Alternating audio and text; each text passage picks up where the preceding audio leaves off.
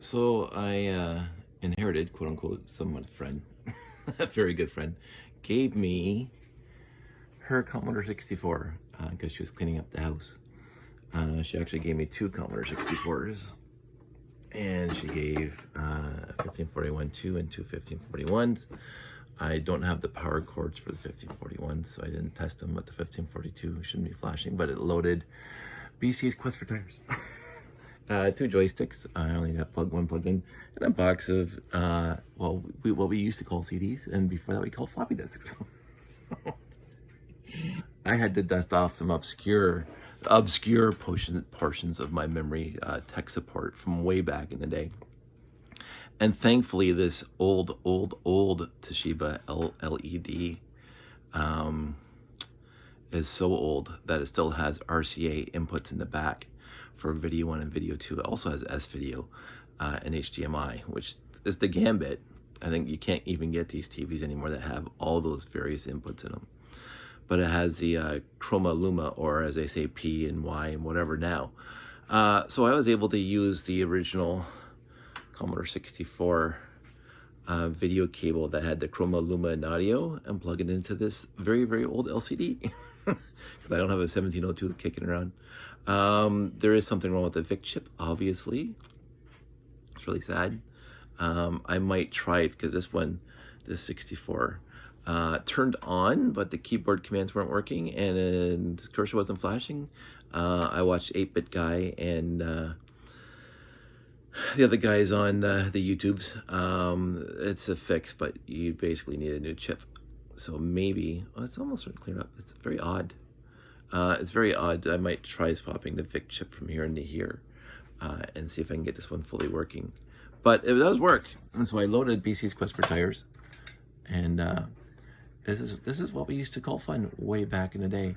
I remember getting this game, and you had to be very, very on top of things, because if you're just missed a millimeter, your guy crashes.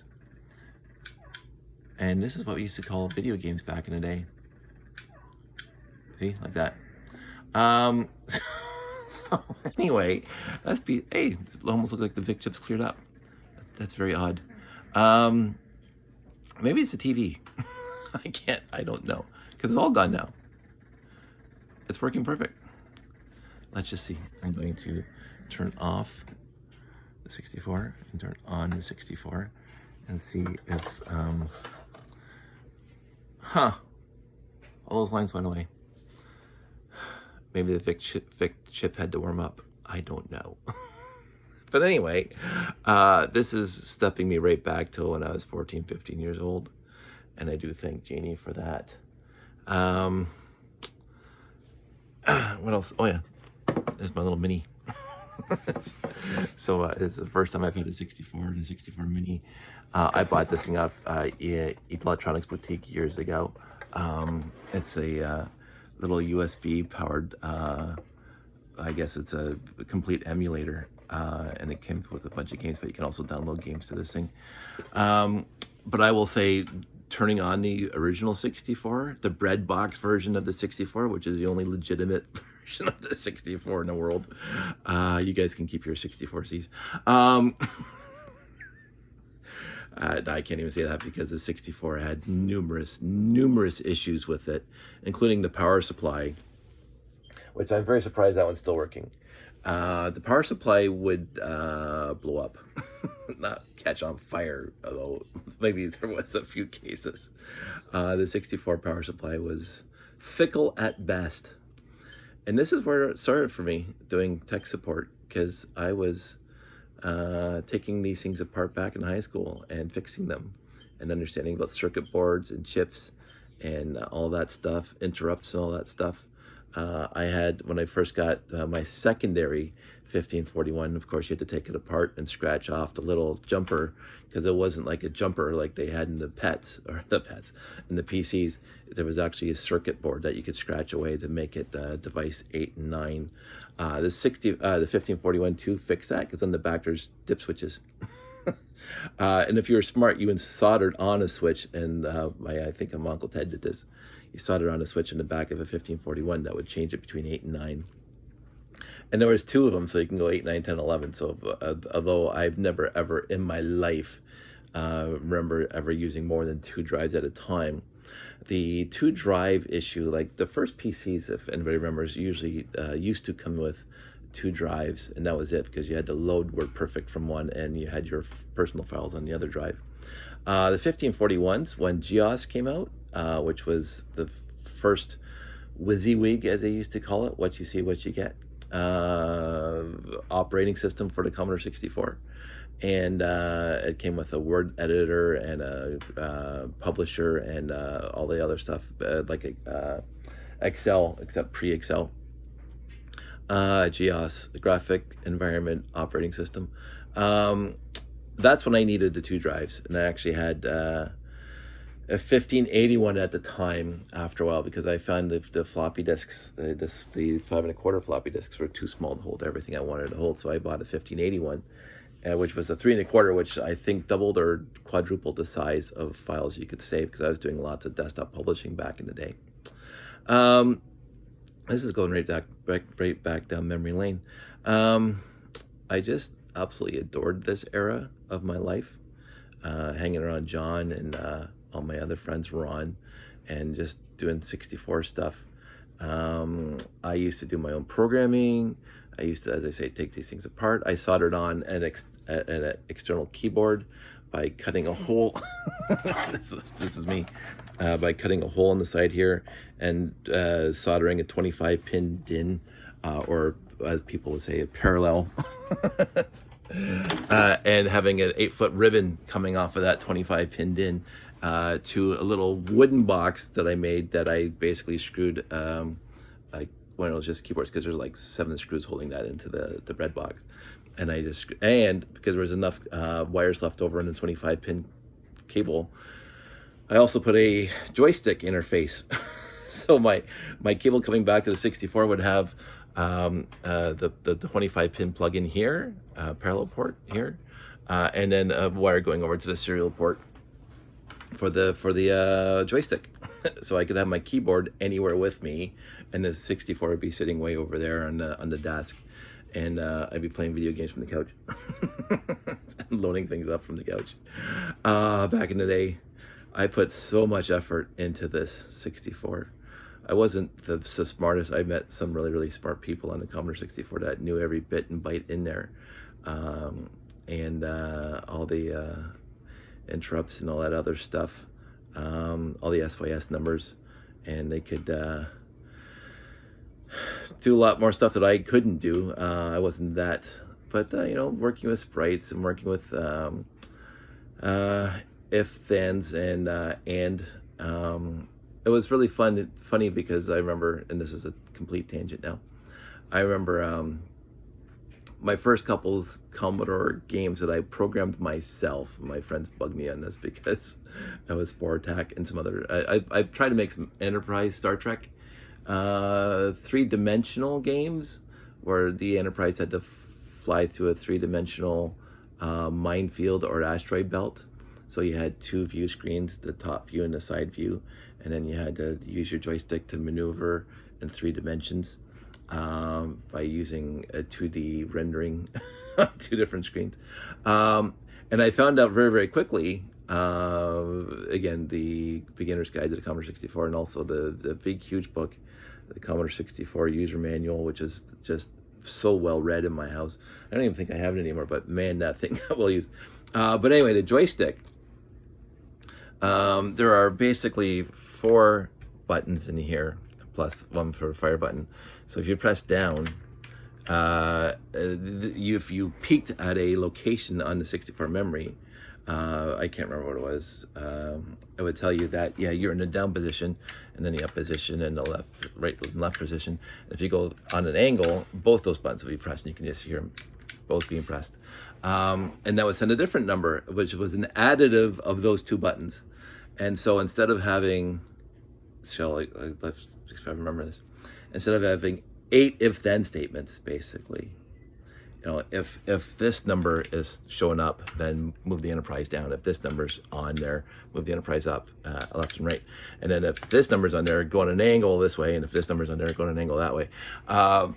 So there's 8 if-then statements, right? And then what I realized is that if you use the bit looker at the number, because it was a 8-bit code, so you have 256 characters, and you use, what do they call it? If you look at the 4th bit or the 5th bit or the 6th bit, it'll tell you those numbers. And then so I got the 8 if-then statements down to 4 or 2. I can't remember now. 4, I think. because basically you separate it because you can, it's hard for me to explain because I barely remember it, but if these 2 buttons are pressed, you say if this one's pressed, no matter if it's here, here, or here, then minus. If this one's pressed, then so you can basically separate it. So this is minus is horizontally if this button's pressed. This is minus vertically if this one's pressed. So it doesn't matter if it's here, here, or here. It's going to do both or all 3 with 2 if statements. It was great. So that was, it made the program faster because I could only program in BASIC. I never programmed the machine code unless I got one of those computer magazines that say, hey, make this Commodore 64 game by typing in 4 pages of hex code. Which was just, and you're spending days and days and days of typing in these 4 pages of hex code, and then you realize you typed in something wrong 3 pages earlier. You have to go back and find it. Yeah, that was always fun. The time I wasted on this thing. Anyway, thank you for the walk down memory lane. I really do appreciate it. I will say this is easier to use, but this is a lot more fun to use. And I absolutely adore the fact that I'm seeing a Commodore 64 in 2021, Basic V2. I forgot the actual code to show you that this is a Microsoft product, the actual operating system. You can go on Google and find how to type in whatever, poke or peek or whatever, and it'll just say Microsoft version, whatever. But I adored my 64. And I don't think I'm going to try seeing those 1541s work. I'm just going to put them in a box somewhere. And I don't think, though, this guy's working. I'll see if he stays working. But I don't think I'm going to try to get this guy working. Because you can't get chips. I mean, you can go online. You can absolutely go online and get chips for these things. But, you know, in the end, I'm so busy fixing PCs all the time, I don't want to fix Commodore 64s again. And I have to dust off some really obscure memories how to fix the Commodore 64. I did work for Computer Odyssey for a bunch of years. Back before the Commodore company stopped producing actually quality stuff and just started trying to get their fingers in everything and completely ruined their company. That's a whole different story. The Commodore company could have been Apple. The Commodore company could have been PCs. The Commodore company had the corner of the market in the early 80s, late 70s for the education market with the Commodore PETs. And they blew it straight up. The CEO decided to try to get their fingers into every single market ever. Commodore 16, Commodore Plus 4, Commodore whatever's. They were doing everything, and they stretched themselves too thin. And you watch some of the videos back, and they forget the Bill Gates versus Apple, and forget the Bill Gates versus CPM, forget all that crap, because that's when PCs started getting huge. But the precursor to all of that was a Commodore company. This right here, this guy right here, this guy right here is still to this day the #1 selling computer platform in the entire world ever. More units of this were sold than any other single computer ever in the history of mankind. Period. Still to this day. You cannot find a single computer platform. And yeah, you can say semantics because, you know, Toshiba builds 17 different models of laptop. Right? If you combine all of those models of laptop today, you're going to say, oh, Toshiba well outranks the Commodore company.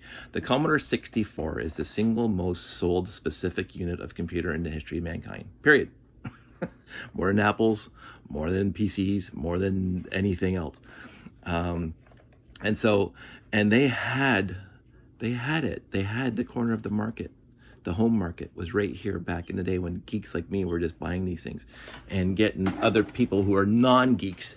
That was what got non-geeks interested in computers. Because if you watch Revenge of the Nerds and all those movies back then, you had the nerds who were playing on the computers and nobody else was interested. Because what's computers going to get you at home? Bill Gates even said, so why do people need computers in the home? Like, I mean, all this crap back in the day, we knew computers were going to be everywhere. Back in the day, the Commodore company had the stats that said these things were going to be everywhere. This thing ran from 1982 to 1990, whatever. The Commodore 64 was selling. They even had, at the end of the Commodore company before they went stupid, they even had flat screens, glass LCDs, and they were looking at making a portable, because they had, if you look back in the day, they had luggables. Again, this is my understanding of living through it all. They had what they used to call luggables, which was basically a suitcase computer. Because the CRT, the cathode ray tube back in the day, was so deep that you could not just make a flat laptop. So they had luggables, which the keyboard popped off the top, and you had this big box behind you that had the disk drives and the CRT in it. And then Commodore 64, they actually came out with an SX64, which I owned one at one point. I got off eBay. But I went over to Valley Village because I just can't justify having it here. But it's a big thing, and they call the luggables, where you carry it around with you and you plug it in. But they were in working with a glass manufacturer to make LCD screens that would do this. So you can have a thin screen on a computer, and therefore you can have laptops. It would be the precursor of laptops. Because you also might remember the first LCD luggables that basically you had this big thing. It was 1.5 feet deep and a big heavy back end, and the little screen would flop. It was an orange and black screen, monochrome screen. That was the original LCD, like a calculator, right? Calculator screen, so you could type and do your word processing and all that stuff. But it wouldn't do what the Commodore 64 did with the graphics and blah, blah, blah. The Commodore company almost had the first laptop. And they blew it because they were so busy focused on the 16 and the X4s, whatever else they were working on, instead of focusing on where they needed to focus on. And yes, hindsight's 20/20, but anybody back then, I think there was a guy that worked for the company, and I can't remember his name, was saying this is the future. And he had all the stats behind him saying this is the evolution of the computer. I mean, when GEOS came out, the 64 was Apple with GEOS. Like, sure, the Mac that then came out was better, but they didn't look at that. They didn't think that I don't know. I'm not going to go on to just make my blood pressure go up, because the Commodore company could have ruled the entire PC market. But anyway, to this day, I say that the Commodore company could have been c'est la vie. So I have this stuff. I'm going to maybe try a few more games just for nostalgic sake. But I couldn't find Port Apocalypse, which is so sad, because I think it was ubiquitous back in the day. Everybody had Port Apocalypse. But I'm also seeing that probably a lot of floppy disks. Look, this is a floppy disk, people, just in case you were wondering, the historic. And this is not even the original floppy disk, because this is 5.25. And my first in working in the enterprise environment in a corporation, I was actually using 8-inch floppy disks. And those things were massively huge, and they didn't store as much as this guy. So, and you look at it, and if you all you youngins, look at your little save button and all your software in Microsoft. There's a little picture of whatever you think it is. That's a 3.5-inch floppy, which you'll never see in your life. I don't even have any in this house. There's not one 3.5-inch floppy disk in this house right now. And yet, when I first moved here, that's all I had. So, I mean, these are the first 5.25 that I got in forever. So I used to have, on my cubicle at work, I pinned it to the wall. It was an 8-inch floppy disk, and when we hired the new kids out of college, they was, "What's that on your wall? Are you kidding me?" I'm feeling so old, and this is 30 years ago. I feel like it's just like when talking about the Chroma Luma, the connection here. Like, Chroma Luma, really? It is S video. If you actually cut off the ends for the Chroma Luma and solder them onto an S video connection, that's exactly what it is. So Commodore 64 invented S video. So it's just, oh, it drives me nuts. This company had so much potential and they blew it. They honestly blew it. Anyway, I'm going to let that go. After 30 plus years, you think I'm going to let it go. Anywho, I have this guy. So that's my video for today. It has nothing to do with Lego. It has nothing to do with anything else except that I adore my 64 and I always will until, you know, I can't. So there you go. I'm gonna be finished now. I'm going to stop talking about this. Sorry it's filmed vertically, but I wanted to get the 64 and everything in the screen. And I know you're not supposed to make videos in vertical. Well, this one is. So, I'm gonna go through the box, see what else is in the box, and I will talk to you guys soon. If I find anything, I think I've said everything I wanted to say, but if I find something obscure that some aficionados of the Commodore 64 might find interesting, I might make another video. But in the end, this is such a niche thing that it's not really worth making more videos on. So you guys all stay safe, take care, have yourself a happy Christmas, a happy holiday season. There's no war on Christmas, ever. There never has been. I'm not going to go off on a tangent, but Merry Christmas and Happy Holidays. And everybody stay safe. Take care, bye.